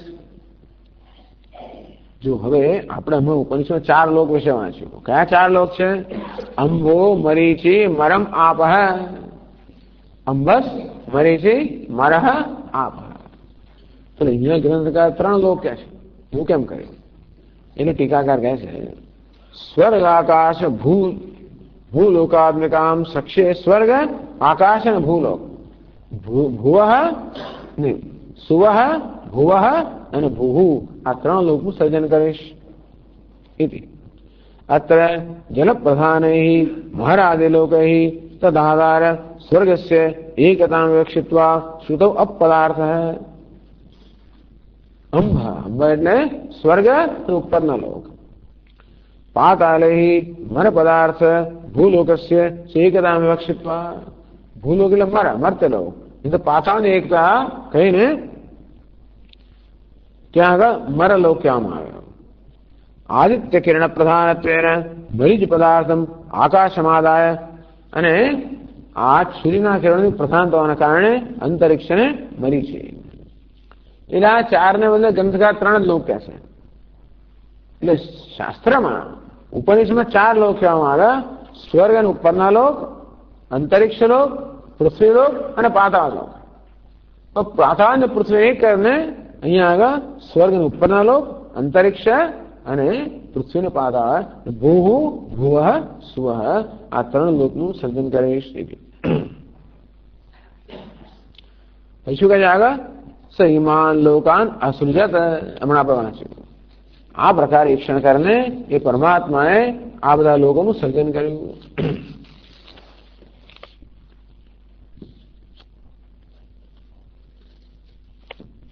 એને પછી આ બધા લોકોનું સર્જન કરવું એ સમજાવે છે. इति संकल्प्य विश्वात्मा सत्य संकल्प ईश्वर भूरादिलोक सहितम अपस्वंडमुदपादयत. ये संकल्प है આ પ્રકારે આ ભૂત ભૌતિક સમગ્ર પ્રપંચને હું સ્પષ્ટ કરીશ, સર્જન કરીશ, સૂક્ષ્મ અને સ્થૂળ અવસ્થાનો હું એનું પરિણામ એટલે એને પરિણત કરીશ. એ પ્રકારે સંકલ્પ કરીને સત્ય સંકલ્પ. પછી ત્યાં આગળ કોઈ ભજીયા તળવાનો હોય નહીં. જો સંકલ્પ હોય એ પ્રમાણે જ થાય. આપણે સંકલ્પ કરીએ પાછું વિકલ્પ, સંકલ્પ બાજુ વિકલ્પ, આમ ના આમ પેલું ફલાણું ભજીયા તળવાના ઉપર નીચે ઉપર નીચે એવું નહીં. સત્ય સંકલ્પ, સંકલ્પ થયો બસ એ પ્રમાણે જ થાય. એવું ત્યારે થાય જ્યારે સંકલ્પ કરનાર સર્વજ્ઞ હોય, બધું જ જાણતા હોઈએ ત્યારે આપણા મનમાં કોઈ પ્રકારની શંકા ના હોય, કોઈ અસ્પષ્ટતા ના હોય, ભૂલ ના હોય. આપણો સંકલ્પ કરીએ તો પણ એમાં કદાચ ખોટો હોઈ શકે, કારણ કે આપણું જ્ઞાન મર્યાદિત હોય, આપણી કલ્પના શક્તિ મર્યાદિત હોય, અને બધું કર્યા પછી ક્રિયા શક્તિ મર્યાદિત હોય. એટલે પછી થાય કે ના થાય ભગવાન જાણે. બધી રેસીપી બધું કર્યું, બધું ભેગું કરવા બધું છેવટે થયું ભગવાન જાણે. પાછું એ બધી ઘણી મર્યાદિત. ભગવાન જો આવો ધંધો કરે તો એનો કોઈ પત્તો લાગે છે. માટે સત્ય સંકલ્પ, ભગવાનનો સત્ય સંકલ્પ, એનો સંકલ્પ ક્યારે પણ અમોઘ સંકલ્પ, નિષ્ફળ ના જાય. ઈશ્વર ઈશ્વર છે, માયાનો અધિપતિ છે. આ પ્રકારે વિશ્વાત્મા, જે વિશ્વનો આત્મા છે પરમાત્મા, એ સત્ય સંકલ્પ છે, ઈશ્વર છે. ઈશ્વરને એવું છે ને, તમને જેવા સત્ય સંકલ્પો, તો બીજો તમારો સંકલ્પ ના માને તો પેલો કે હું તો નહીં થવું. ઘડો એમ કે નહીં ભાઈ માટી કે હું તો ઘડાના રૂપમાં નહીં સજાવ. એવી રોટલી કે હું તો કોઈ ફૂલીશ જ નહીં. શું કરું? ગમે તે કરે કરો ફૂલી નહીં. સમજા એક આ જોડ છોડો, પેલી બીજી રોટલી એ છોડો, પેલી બીજી લો, ફૂલતી જ નથી. બાકી તો આમ થતી જ નથી. એને સ્વામી આમ થઈ ગયું, બરાબર નહીં, આગળ કાચી રહી ગઈ, બધું ના થઈ ગયું. બધું સાથ ના આપે તો, કારણ કે એ સ્વતંત્ર છે ને. ભૂવો સ્વતંત્ર છે, લોહી સ્વતંત્ર છે, ગેસ સ્વતંત્ર છે. પૂછ્યું ચાલુ થાય, બંધ થઈ જાય, વધે ઘટી જાય, જાતું થઈ જાય. એવું હોવાને કારણે એટલે આપણે ગમે તેટલા જાણકાર હોઈએ, બધી ગમે તેટલી આપણી પાસે આવડત હોય, બધું જ હોય, અને છતાંય પણ આ બધા સાધનો આપણે અધીન નથી હોતા. એને જેમ ફાવે તેમ કરતા. ગેસ તરત બંધ, કાકડે બંધ જ થઈ ગયો. સારા અડધો કલાક એમાં જાય. એટલે ઈશ્વર આવું કશું થાય નહીં. ભગવાન બધી વસ્તુ કેવી છે? વિધેય ક્રીડંત્ય ન ખલુ પરતંત્રા પ્રભુજય. પરમાત્મામાં કોઈ પરતંત્રતા નથી. અમારા ઈશ્વર છે, સત્ય સંકલ્પ છે. ભૂરાદિલોક સહિતમ અપસુ અંડમ ઉદપાદયત. ભૂરાદિલોક સહિતમ આ ભૂહુ થી માણીને, એટલે ભૂહુ ભૂવસુ એટલે પેલું પાતાની અંદર ભૂમાં આવ્યું. ભૂરાદિલોક ભૂ એ લોકથી માંડીને અપસુ આ જળની અંદર અંડમ અને બ્રહ્માંડ. અંદર હિરણ્યગર્ભ તો પહેલા કોણ ઉત્પન્ન કર્યું? બ્રહ્માંડ હિરણ્યગર્ભને ઉત્પન્ન કર્યા. એ તો બ્રહ્માંડ વિરાજ શરીરમ. તો કહે છે કે પ્રધાનેશુ અગ્નિહોત્ર આહુતિ પરિણામ જલ પ્રધાનેશુ અપસુ. જળની પ્રધાનતા છે પંચમા ભૂત. તો જળની પ્રધાનતા કેમ છે? કારણ કે અગ્નિહોત્રાદિ કર્મ, વૈદિક કર્મ કરી ત્યારે જે આહુતિ છે, આહુતિ સામાન્ય રીતે એમાં પ્રવાહીની પ્રધાનતા હોય. ઘી હોય, દૂધ હોય, દહીં હોય વગેરે, અને એ પ્રવાહી એટલે જળ. આમ બધી આહુતિમાં જળની પ્રધાનતા છે, પ્રવાહીની પ્રધાનતા છે. માટે પંચમા ભૂતમાં પણ એની પ્રધાનતા છે. જલ પ્રધાનેશુ સૂક્ષ્મ પંચભૂતેશુ, 5 જે સૂક્ષ્મ મહાભૂત છે. હિરણ્ય ગર્ભ શરીર ભૂતેશુ કાર્યસ્તયા સ્થિતમ. તો પહેલા અંડ એટલે હિરણ્ય ગર્ભ, સૂક્ષ્મ શરીર, એમાં રહેલો બધો વિરાટ. તો કારણમાં સૂક્ષ્મ રહેલું છે, સૂક્ષ્મમાં સ્થૂળ રહેલું છે. જેમ બીજમાં અંકોર રહેલું છે, અંકોરમાં વૃક્ષ રહેલું છે. તો હિરણ્ય ગર્ભનો જે શરીર એટલે કે સમસ્ત સૂક્ષ્મ શરીર છે, એમાં જે કાર્ય રૂપે વિરાટ રહેલો છે, એ વિરાજ શરીર બ્રહ્માંડમ એટલે સ્થૂળ બ્રહ્માંડ. આ વિરાટનું જે શરીર છે, ઉદપાદક જનિતવાન, એ પરમાત્માએ એ બ્રહ્માંડ એટલે કે વિરાટનું સર્જન કર્યું.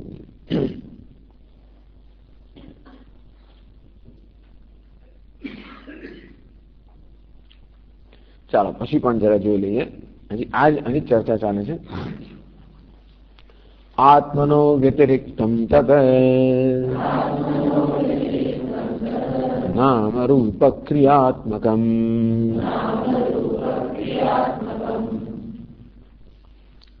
એ જગત કેવું છે? આત્મા અવ્યતિરિક્તમ. એ આત્માથી સ્વતંત્ર નથી, આત્માથી ભિન્ન નથી. તો જેવી રીતે આ ઘડાઓ માટીથી ભિન્ન નથી, માટી ઘડાથી ભિન્ન છે. ઘડા બધા માટી પર પરતંત્ર છે, માટી સ્વતંત્ર છે. જે ભિખારી છે અભિનેતાથી ભિન્ન નથી, અભિનેતા ભિખારીથી ભિન્ન છે. આ જગત જે છે એ પરમાત્મા સ્વતંત્ર નથી, ભિન્ન નથી. પરમાત્માની સત્તા સ્ફૂર્તિને કારણે સત્તા સ્ફૂર્તિવત છે. પરમાત્મા કેવો છે? પોતાની સત્તા સ્ફૂર્તિમાં પ્રતિષ્ઠિત છે. આત્મના અવ્યતિરિક્તમ સ્વકીય સત્તાહીનમ. ટૂંકમાં આ વિરાટ છે કે નામ રૂપાત્મક જગત છે, એની પોતાની કોઈ સત્તા નથી. ભલે એક કરોડ ઘડાઓ બનાવીએ, એ બધા કરોડ ઘડાનું સર્જન કરીએ, પણ આ બધા ઘડામાં પોતાની સત્તા નથી. એ બધા માટીની સત્તાને કારણે સત્તાવાન છે. સ્વકીય સત્તાહીનમ. આમ પોતાની સત્તા જે રહિત આ જે સ્થૂળ જગત છે, આત્મ અવ્યતિરિક્તમ નામ રૂપ ક્રિયાત્મકમ. આ જગતનું વર્ણન કર્યું. કેવું છે? નામ રૂપ ક્રિયાત્મકમ જગત.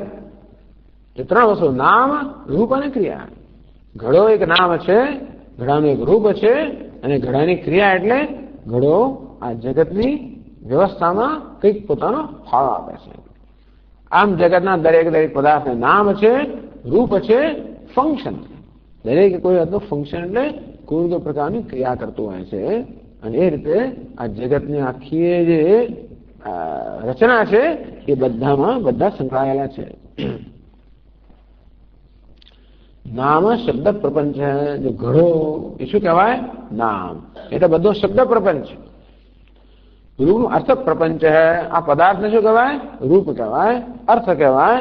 એટલે નામની અંદર આ બધો શબ્દ આવી ગયા, રૂપમાં બધા પદાર્થો આવી ગયા.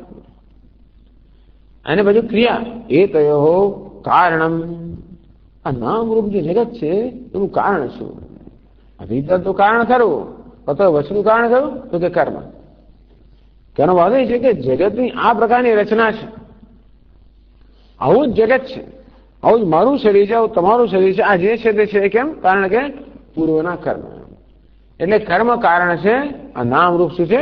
કાર્ય છે. એટલે ક્રિયા એ તયો કારણ કર્મ પ્રપંચ કર્મ ફલત્વાદ નામ રૂપયો. આ નામ રૂપાત્મક જગત છે એ કર્મનું ફળ છે. વિચાર આપણે કર્મ કરીએ, એના પરિણામે આપણને દેહ મળે, એના પરિણામે આપણને આસુ જીવન મળે. એ જે સમગ્ર જગત તો બધા કર્મનું ફળ છે. નામ રૂપ આત્મા શરીર ટૂંકમાં આ સમગ્ર વિરાટ જે છે નામ રૂપ અને ક્રિયા જેનો સ્વભાવ છે કે સ્વરૂપ છે, એવા જગતનું સર્જન કર્યું કે આ પ્રકારનું જે જગત છે એને હું સ્પષ્ટ કરું, એને હું અભિવ્યક્ત કરું. આ પ્રકારનો ઈક્ષત એનામાં આ પ્રકારનો સંકલ્પ જન્મ્યો. લોકાનનું સૃજય ઇતિ. આ બધા લોકનું હું સર્જન કરું. એ જે વાક્ય છે એ વાક્યને આ બધા શ્લોકોમાં સમજાવ્યું. આગળના જે પેરેગ્રાફ છે, ફકરા છે, એનો એ પાસે સમજાવશે. પૂર્ણમદ પૂર્ણમિદં પૂર્ણાત પૂર્ણમુદચ્યતે પૂર્ણસ્ય પૂર્ણમાદાય પૂર્ણમેવાવશિષ્યતે.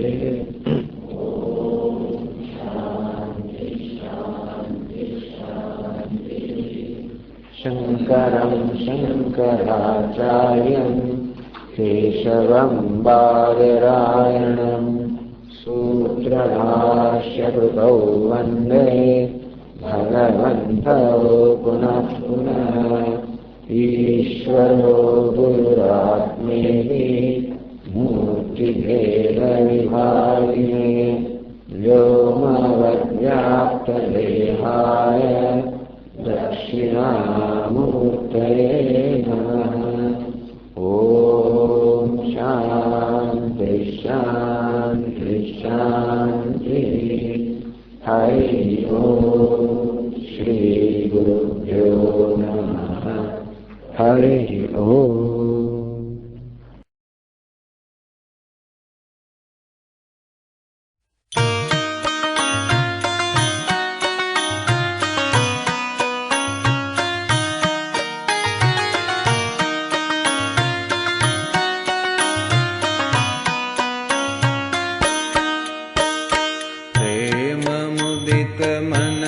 कहो राम राम राम।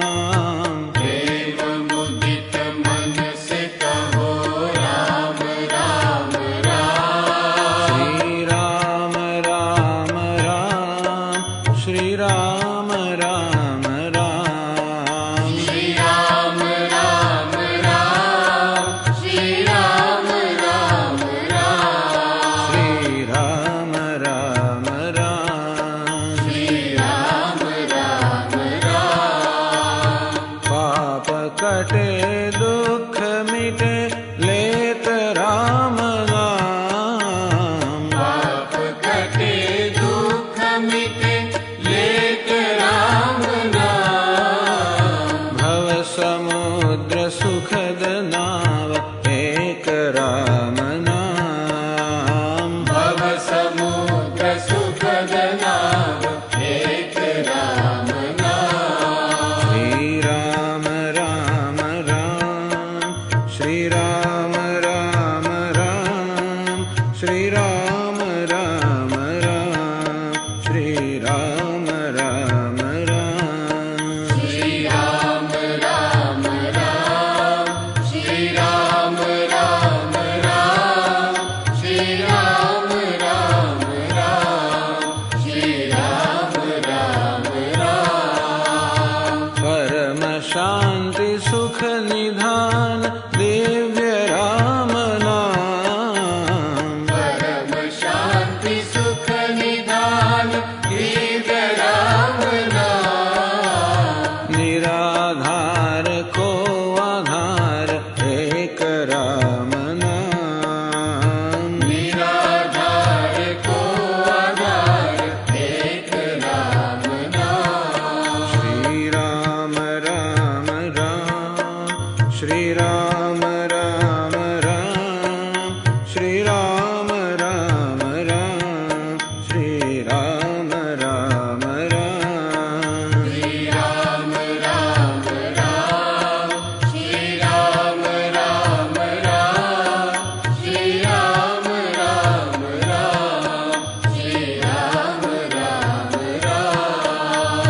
परम गोप्य परम इष्ट मंत्र राम नाम। परम गोप्य परम इष्ट मंत्र राम नाम। संत हृदय सदा वसत एक राम नाम। संत हृदय सदा वसत एक राम नाम।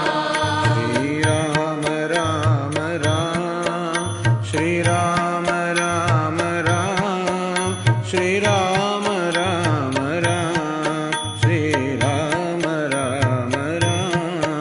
श्री राम राम राम, श्री राम राम राम। श्री राम राम राम, श्री राम राम राम। महादेव सतत जपत दिव्य राम नाम। महादेव सतत जपत दिव्य राम नाम। काशी मरत मुक्त करत कहत राम नाम। काशी मरत मुक्त करत कहत राम नाम। श्री राम राम राम, श्री राम राम राम, श्री राम राम राम, श्री राम राम राम। श्री राम राम राम, श्री राम राम राम। श्री राम राम राम, श्री राम राम राम। माता पिता बंधु सखा सब ही राम नाम। माता पिता बंधु सखा सब ही राम नाम। भक्त जनन जीवन धन एक राम नाम। भक्त जनन जीवन धन एक राम नाम। श्री राम राम राम, श्री राम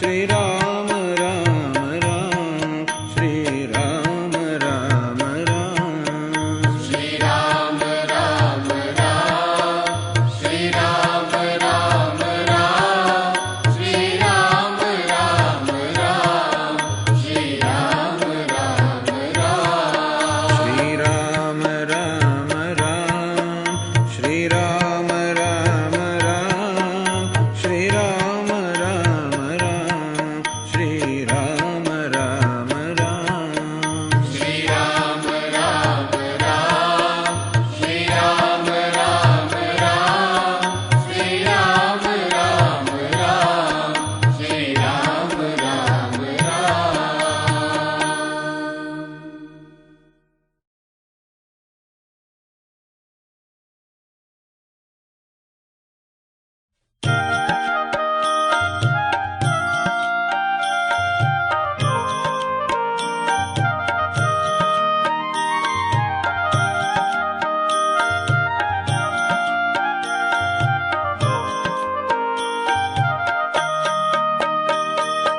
यमुना तीर विहारी, वृंदावन संचारी, यमुना तीर विहारी, वृंदावन संचारी, गोवर्धन गिरिधारी, गोपाल कृष्ण मुरारी, गोवर्धन गिरिधारी, गोपाल कृष्ण मुरारी, प्रेम हृदय संचारी, बाल कृष्ण कन्हाई, प्रेम हृदय संचारी, बाल कृष्ण कन्हाई, गोवर्धन गिरिधारी, गोपाल कृष्ण मुरारी, गोवर्धन गिरिधारी, गोपाल कृष्ण मुरारी, राधा चेतोहारी, मुरली गान विहारी, राधा चेतोहारी, मुरली गान विहारी, गोवर्धन गिरिधारी, गोपाल कृष्ण मुरारी, गोवर्धन गिरिधारी, गोपाल कृष्ण मुरारी, यमुना तीर विहारी, वृंदावन संचारी, यमुना तीर विहारी, वृंदावन संचारी, गोवर्धन गिरिधारी, गोपाल कृष्ण मुरारी, गोवर्धन गिरिधारी, गोपाल कृष्ण मुरारी, प्रेम हृदय संचारी, बाल कृष्ण कन्हाई, प्रेम हृदय संचारी, बाल कृष्ण कन्हाई, गोवर्धन गिरिधारी, गोपाल कृष्ण मुरारी, गोवर्धन गिरिधारी, गोपाल कृष्ण मुरारी, राधा चेतोहारी, मुरली गान विहारी, राधा चेतोहारी, मुरली गान विहारी, गोवर्धन गिरिधारी, गोपाल